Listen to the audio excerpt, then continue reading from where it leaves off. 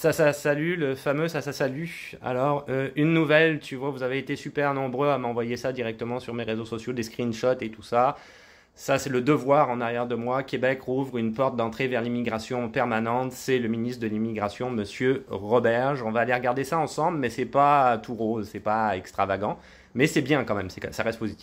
Donc, j'ai été regarder la nouvelle directement à la source, c'est-à-dire sur le site du gouvernement du Québec par rapport au programme de l'expérience québécoise ici. Effectivement, le fameux moratoire qui avait été mis en place à partir d'octobre 2024 a été réadapté avec des nouvelles dates. Alors on commence avec du paros du tout, hein. Tu vois c'est écrit en haut depuis le 5 juin 2025, la réception des demandes dans le volet des travailleurs étrangers temporaires du fameux programme de l'expérience québécoise est suspendue. Et la suspension de la réception des demandes en vigueur depuis le 31 octobre 2024 dans le volet diplômé du Québec est prolongée. Mais par rapport à ça, il y a des petites astuces quand même, on va les voir tout de suite, ces petites astuces-là. Sont pas très compliquées si tu veux à deviner, mais on va aller regarder ça ensemble.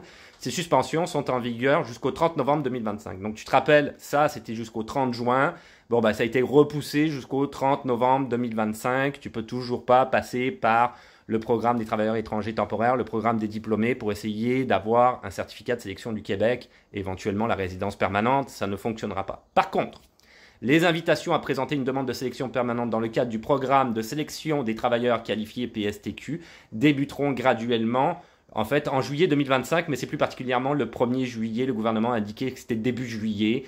Donc les journalistes ont parlé du 1er juillet, en tout cas début juillet, d'accord. Donc ça, je te rappelle qu'avant c'était le programme régulier des travailleurs qualifiés qui est remplacé, le PSTQ n'a pas vu le jour, il n'a jamais vu le jour, vu qu'ils l'ont arrêté avant même qu'il débute, mais le PSTQ remplace le PRTQ. Là-dessus, d'ailleurs, tu verras une vidéo va venir sur mes réseaux sociaux, sur YouTube, où je vais t'expliquer toute la procédure à suivre pour ce fameux programme de sélection des travailleurs qualifiés vers juillet, puisque de toute façon, pour le moment, il n'est pas effectif. Okay.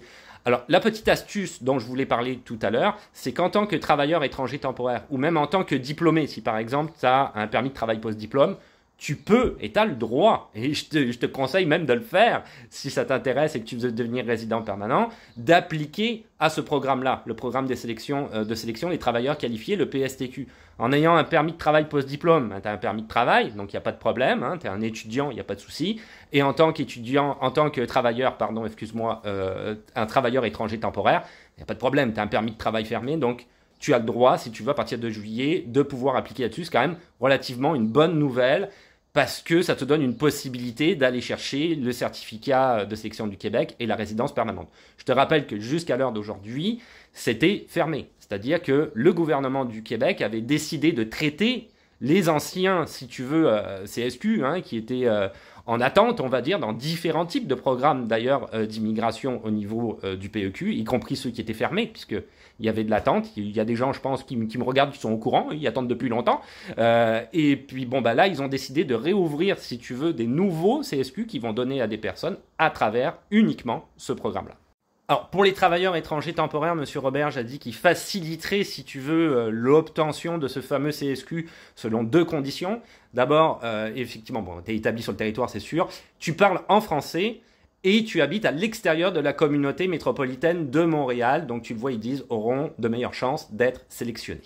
Pour les étudiants, c'est comme j'en parlais à l'instant, tu vois, ils le disent, les étudiants étrangers qui n'ont pas de demande en traitement en vertu du programme de l'expérience québécoise PEQ, il ne faut pas déjà que tu aies des demandes d'arriérés dont je parlais tout à l'heure, ok, ça c'est clair, hein, seront aussi invités à déposer leur candidature à travers le PSTQ. Québec n'accordera plus de points à ceux qui maîtrisent le français, mais ne fera pas de distinction en ce cas-ci entre la région de Montréal et le reste du Québec.